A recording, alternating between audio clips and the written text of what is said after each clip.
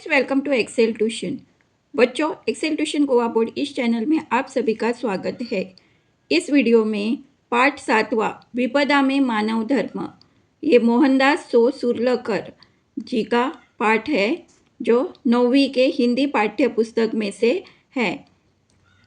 इस वीडियो में हम इस पाठ के नीचे दिए गए अभ्यासक्रम एक्सरसाइज और सवाल और जवाब सॉल्व करेंगे। तो चलो शुरू करते हैं। सबसे पहले देखते हैं इस पाठ के नीचे दिए गए शब्दार्थ मीनिंग्स।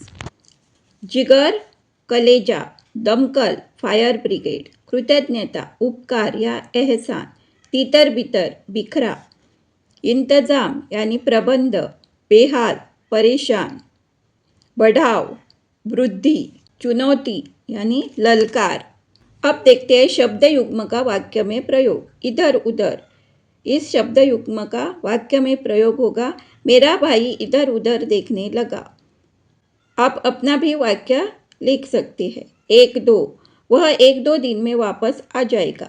अपने अपने, विद्यार्थी अपने अपने उत्तर लिख रहे थे। सूझबूझ, मार्टिन ने बड़ी सूझबूझ से काम लिया। अब देखते हैं मुहावरे, उनके अर्थ और उनका वाक्य में प्रयोग।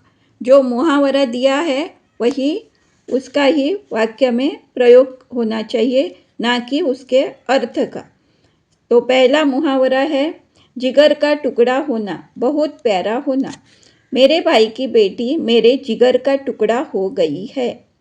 टाल देना, बचना, किसी काम को स्थगित कर देना। मैं कोई बुरा काम करना टाल देता हूँ। मात दे देना, हरा देना, परास्त कर देना। वाक्य है भारत ने पाकिस्तान को हर युद्ध में मात दे दी है। काबू पाना, अधिकार करना। लद्दाख पर काबू पाने के लिए चीन भरसक कोशिश कर रहा है। बच्चों, अगर आपको एक्सेल ट्यूशन ये चैनल और उसका कंटेंट अच्छा लगा हो तो अपने फ्रेंड्स को ज़रूर शेयर कीजिए। Like, share and subscribe for more such videos. और बच्चों, I request you to watch the full video, don't skip the video because some additional questions are added to this video. अब देखते हैं अगला वाक्य प्रचार। उफान आना, ऊपर उठना। नदी में उफान आने पर गांव वाले डर गए। डुबकियां लगाना, पानी में डूबना। नाव टूटने से लोग पानी में डुबकियां लगाने लगे। बेहाल होना, बुरी दशा होना। आजकल गर्मी के मारे सब लोग बेहाल हो रहे हैं। तितर बितर होना, इधर उधर होना। पुलिस ने लाठियां चलाई तो लोग तितर बितर हो गए। नेक्स्ट इज क्षति पहुंचाना, नुकसान होना। आतंकवादियों ने आजकल देश को बड़ी क्षति पहुंचाई है। कमर कसना, पक्का इरादा करना। रमेश ने अपने दुश्मन से बदला लेने के लिए कमर कस ली है। बच्चों, अब सॉल्व करते हैं टेक्सचुअल एक्सरसाइज। पाठ के नीचे दिए गए प्रश्न और उत्तर। क, निम्नलिखित गद्य खंडों को ध्यानपूर्वक पढ़कर उनके नीचे दिए गए प्रश्नों के उत्तर लिखिए। अ, कुछ विपदाएं प्रकृतिजन्य होती है तो कुछ मानवजन्य। प्राकृतिक विपदाएं जैसे भूचाल, तूफान और बाढ़ इत्यादि के विषय में यह कहा नहीं जा सकता कि ये कब आ जाएंगी। मानवजन्य विपदाएं जैसे आग, कार दुर्घटना इत्यादि ऐसी विपदाएं हैं जिन्हें विशेष सावधानी बरतकर टाला जा सकता है। अब देखते हैं इस गद्य खंड के नीचे दिए गए प्रश्नों के उत्तर। प्रश्न है, पहला प्रश्न, सवाल पहला, यह गद्य खंड किस पाठ से लिया गया है? जवाब, यह गद्य खंड विपदा में मानव धर्म इस पाठ से लिया गया है। सवाल दूसरा, इस पाठ के लेखक का नाम क्या है? जवाब, इस पाठ के लेखक का नाम मोहनदास सो सुरलकर है। लेखक के अनुसार प्राकृतिक विपदाएं कौन कौन सी है? जवाब, लेखक के अनुसार प्राकृतिक विपदाएं भूचाल, तूफान और बाढ़ जैसी है। चौथा सवाल, लेखक ने मानवजन्य विपदाएं किन्हें माना है? जवाब, लेखक ने आग, कार दुर्घटना इत्यादि को मानवजन्य विपदाएं माना है। सवाल पांचवा, मानवजन्य विपदाओं को कैसे टाला जा सकता है? जवाब, मानवजन्य विपदाओं को सावधानी बरतकर टाला जा सकता है। बच्चों, इन सब क्वेश्चंस के जवाब हमें गद्य खंड में ही दिए गए हैं, आपको वो ढूंढकर एग्ज़ाम के टाइम पे लिखना होगा।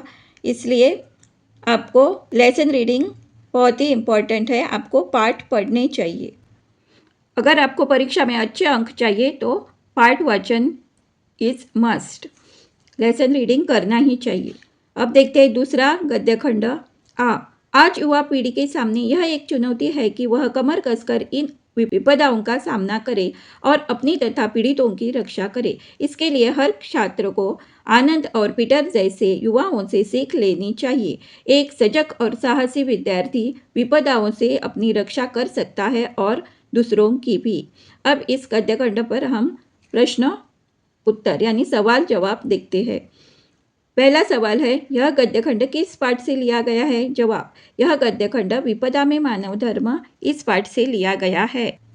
सवाल दूसरा, इस पाठ के लेखक का नाम क्या है? जवाब, इस पाठ के लेखक का नाम मोहनदास सो सुरलकर है। तीसरा सवाल, आज युवा पीढ़ी के सामने कौन सी चुनौती है? जवाब, आज युवा पीढ़ी के सामने यह चुनौती है कि वह कमर कसकर इन विपदाओं का सामना करे और अपनी तथा पीड़ितों की रक्षा करे। चौथा सवाल है, आनंद और पीटर से क्या सीख लेनी चाहिए? जवाब, आनंद और पीटर से यह सीख लेनी होगी कि हमें साहस और सजगता से विपदाओं का सामना कर उन पर विजय प्राप्त करनी चाहिए। सवाल पांचवा, लेखक के अनुसार सजग और साहसी विद्यार्थी क्या कर सकता है? जवाब, लेखक के अनुसार एक सजग और साहसी विद्यार्थी विपदाओं से अपनी रक्षा कर सकता है और दूसरों को भी बचा सकता है। ख, निम्नलिखित प्रत्येक प्रश्न का उत्तर 10-15 शब्दों में लिखिए। सवाल पहला, इमारत के बरामदे में बैठी स्त्री क्यों रो रही थी? जवाब, इमारत के बरामदे में बैठी स्त्री रो रही थी क्योंकि उसके घर में आग लगी थी और उसका बच्चा पालने में कमरे में सो रहा था। सवाल दूसरा, पीटर को अस्पताल क्यों ले जाया गया? जवाब, बच्चे को बचाते समय पीटर आग की लपटों से झुलस गया था, इसलिए उपचार के लिए उसे अस्पताल ले जाया गया। सवाल तीसरा, शिशु की माँ आनंद और पीटर को कैसे निहार रही थी? जवाब, शिशु की माँ कृतज्ञतापूर्ण नेत्रों से आनंद और पीटर को निहार रही थी। सवाल चौथा, वालवंटी नदी में बाढ़ किस कारण आई थी? जवाब, वालवंटी नदी में तेज बारिश और बादल फटने के कारण बाढ़ आई थी। पांचवा सवाल, सारे गांव में कितनी ऊंचाई तक पानी भर गया? जवाब, सारे गांव में 4 फुट ऊंचाई तक पानी भर गया। सवाल छठा, खूंटे से बंधे पशुओं को आनंद ने क्यों खोल दिया? जवाब, खूंटे से बंधे पशुओं को आनंद ने खोल दिया ताकि वे स्वयं सुरक्षित स्थानों पर जा सके। सवाल सातवां, यमराज को किससे हार मान लेनी पड़ी? जवाब, यमराज को आनंद और पीटर के अदम्य साहस और सूझबूझ से हार माननी पड़ी। आठवां सवाल, पीटर ने बच्चे को कैसे बचा लिया? जवाब, पीटर ने आग की लपटों में घुसकर बच्चे को एक कंबल में लपेटकर बचा लिया। नौवां सवाल, बच्चा पाकर माँ के रोने में कैसा भाव भरा था? जवाब, बच्चा पाकर माँ के रोने में हर्ष का भाव भरा हुआ था। सवाल 10वां, आनंद ने आग फैलने से बचाने के लिए क्या किया? आनंद ने आग फैलने से बचाने के लिए प्रथम बिजली का मेन स्विच बंद कर दिया। 11वां सवाल, आनंद ने आग बुझाने के लिए किसे फ़ोन किया? जवाब, आनंद ने आग बुझाने के लिए दमकल विभाग को फ़ोन किया। 12वां सवाल, कॉलेज खुलने से पहले आनंद पीटर को लेकर कहाँ गया था? जवाब, कॉलेज खुलने से पहले आनंद अपने मित्र पीटर को लेकर बारिश का आनंद लूटने अपनी नानी के घर डिचोली के पास एक गांव में गया था। 13वां सवाल, आनंद और पीटर ने बेड़े कैसे तैयार किए? जवाब, आनंद और पीटर ने लकड़ी के कुछ तख्तों को पुराने पीपों पर रस्सी से बांधकर 2-3 बेड़े तैयार कर दिए। 14वां सवाल, आनंद और पीटर ने बच्चों के पेट से पानी कैसे निकाल दिया? जवाब, आनंद और पीटर ने जिन बच्चों के पेट में ज़्यादा पानी चला गया था उन्हें पेट के बल लिटाकर दबा दबा कर पानी बाहर निकाल दिया। बच्चों, ये थे कुछ एडिशनल क्वेश्चंस। अब देखते हैं बड़े सवाल, 40-50 शब्दों के आंसर के सवाल। ग, निम्नलिखित प्रत्येक प्रश्न का उत्तर 40-50 शब्दों में लिखिए। पहला सवाल, इमारत में आग कैसे भड़क उठी? जवाब, औरत इमारत की दूसरी मंजिल पर रहती थी। वह स्त्री सब्जियां खरीदने नीचे उतरी तब रसोई में गैस का चूल्हा जल रहा है। इसका उसे ध्यान ही नहीं रहा। वह जलता ही रहा और इससे आग भड़क उठी और देखते ही देखते आग की लपटों ने घर को समेट लिया। पीटर ने बच्चे को आग से कैसे बचाया? जवाब, पीटर लपक कर इमारत की सीढ़ियां चढ़ता हुआ दूसरी मंजिल पर जलते कमरे में पहुंचा। बच्चा पालने में सो रहा था। पीटर ने इधर उधर देखा। पास ही एक कंबल दिखाई दिया। उसने कंबल में बच्चे को लपेटा और आग की लपटों से जूझता हुआ इमारत से बाहर आया। सवाल तीसरा, आनंद ने आग बुझाने के लिए क्या क्या प्रयत्न किए? जवाब, आनंद ने जब देखा कि आग फैलती जा रही है तो सबसे पहले उसने बिजली का मेन स्विच बंद किया ताकि बिजली का प्रवाह खंडित हो जाए और कोई अन्य हादसा होने से टाला जा सके। फिर उसने आग बुझाने के लिए लोगों से पानी लाने का अनुरोध किया और तुरंत दमकल विभाग को फ़ोन कर दिया। चौथा सवाल, आनंद और पीटर ने गांव वालों को बाढ़ से कैसे बचाया? जवाब, आनंद और पीटर ने देखा कि सारे गांव में 4 फुट तक पानी भर गया है तो उन्होंने लकड़ी के कुछ तख्तों को पुराने पीपों पर रस्सी से बांधकर 2-3 बेड़े तैयार किए। वे दोनों अच्छे तैराक थे। इन बेड़ों पर बच्चों, बूढ़ों और स्त्रियों को बैठाकर वे उन्हें पास के टीले वाले मंदिर के प्रांगण में छोड़ आए।